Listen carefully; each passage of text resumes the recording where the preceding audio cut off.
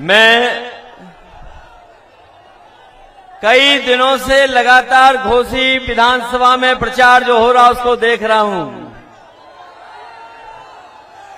कोई नेता बीजेपी का जो मंत्री है, शायद कम ही मंत्री बचे होंगे जिन्होंने घोसी में आने का काम नहीं किया हो।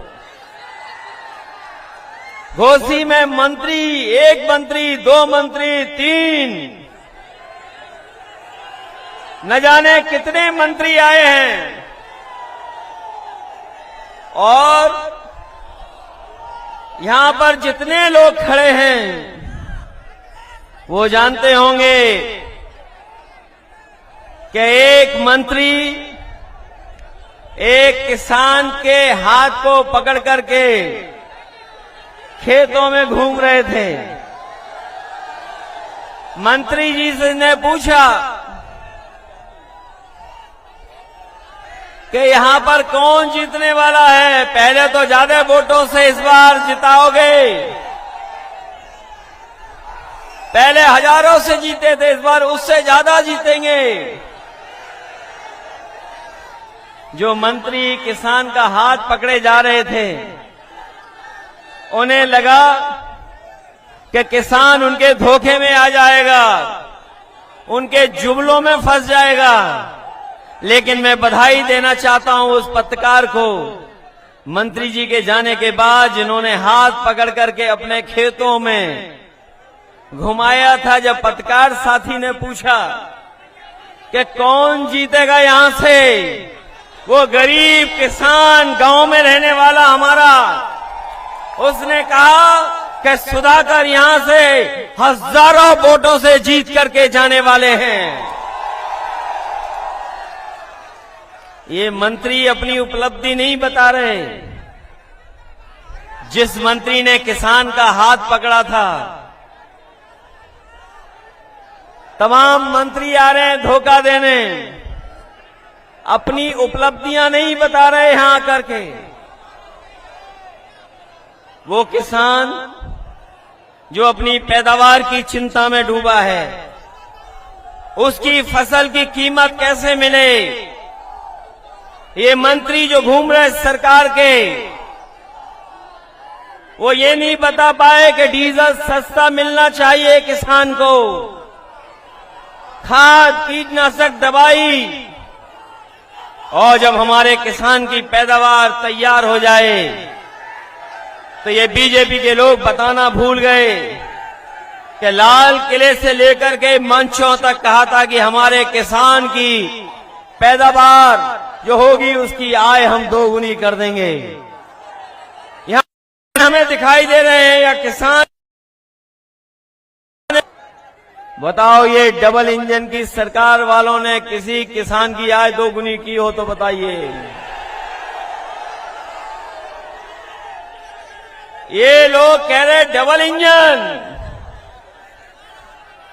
डबल इंजन से कुछ नहीं होता, इंजन का ड्राइवर अच्छा होना चाहिए।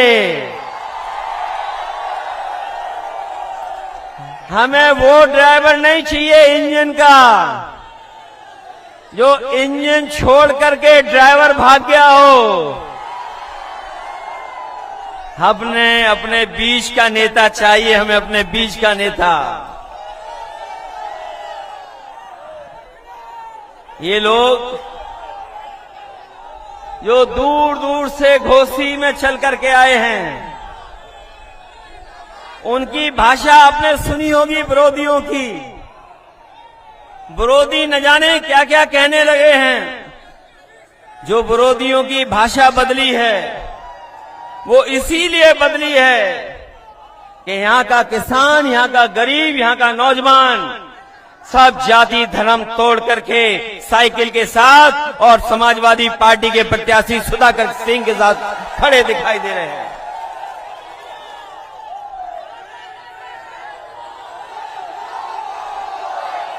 अब तो हिसाब किताब केवल हिसाब किताब इस बात का नहीं है हिसाब किताब तो बीजेपी को दिल्ली की 10 साल की सरकार और उत्तर प्रदेश की 6 साल की सरकार का देना है। बताओ घोसी की जनता इन 16 सालों में क्या आपको कोई सुविधा दे पाई है? बीजेपी के नहीं दे पाई है। अगर बीजेपी के लोगों ने सुविधाएं दी होती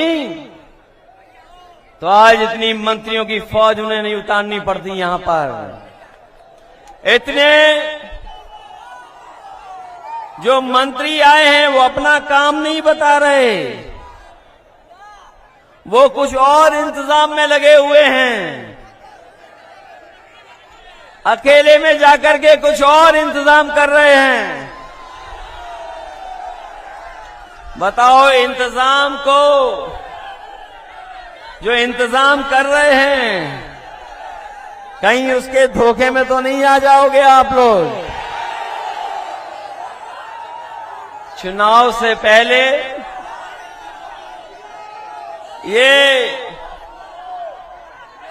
जनता में जब हार गए हैं तो प्रशासन को आगे कर देंगे। ये प्रशासन के लोग चुनाव लड़ना चाहते हैं, लेकिन हमें पता है घोसी की बहादुर जनता है, ये प्रशासन से तो नहीं घबरा जाएगी। अगर आपको मुकाबला भी करना पड़े तो अपने वोट के अधिकार के लिए मुकाबला करना, क्योंकि घोसी विधानसभा का संदेश केवल उत्तर प्रदेश के लिए नहीं है। घोसी विधानसभा के एक एक वोट का संदेश देश में जाने वाला है, क्योंकि देश में कहीं और चुनाव ऐसा नहीं होने जा रहा है। कम से कम ये संदेश घोसी की जनता दे कि जिन्होंने कोई काम नहीं किया है, कोई काम नहीं किया है, उनको सबक सिखाने का काम करेंगे अपने वोट दे करके। वैसे तो पलायन लोग करते अपने काम रोजगार के लिए, नौकरी के लिए,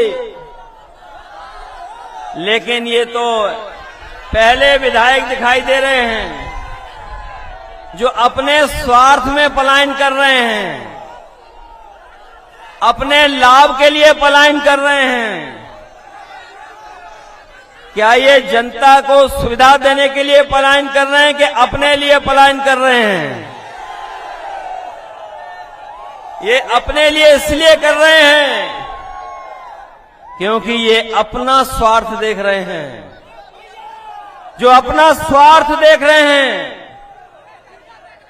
वो आपके जीवन में बदलाव नहीं ला सकते। अगर इन्होंने जीवन में बदलाव लाते आपके, तो कहीं न कहीं आपको सुविधाएं देते। ये सरकार ऐसी है जहां गरीब को इलाज नहीं मिल पा रहा है, दवाइयां नहीं, अस्पताल में चले जाओ तो डॉक्टर देखने वाले नहीं हैं। जो कुछ है गरीब को अपने हाल पे छोड़ दिया। जो एम्बुलेंस चली थी आपकी सरकार में, उस एम्बुलेंस को भी बर्बाद कर दिया। कम से कम इनकी जिम्मेदारी बनती थी कि अगर गरीब के गांव में पहुंचा के मदद करने के लिए अगर एम्बुलेंस थी तो कम से कम ज्यादा एम्बुलेंस चलाते, जिससे गरीब की मदद हो जाती। इलाज और तकलीफ और परेशानी में वो आपकी मदद करती, लेकिन उस व्यवस्था को भी बर्बाद कर दिया। ये जो बिजली भी आ रही है आपके बीच में, केवल चुनाव के लिए आ रही है। और जो बिजली आ भी रही है, जिनके यहां मीटर लग गए, बताओ कितने का बिल आ रहा है आपके यहां पर? बिल आ रहा हजारों का। और अगर बिल नहीं दे पा रहे हो तो नोटिस आ रहा है साथ साथ। नोटिस। और महंगाई कहां पहुंच गई है? जो कभी फ्री दिया था सिलेंडर, बताओ आज उस सिलेंडर की कीमत क्या है? कीमत कहां पहुंच गई? जो आप सामान बाजार से खरीद रहे हैं, बताओ हर सामान महंगा हो गया कि नहीं महंगा है?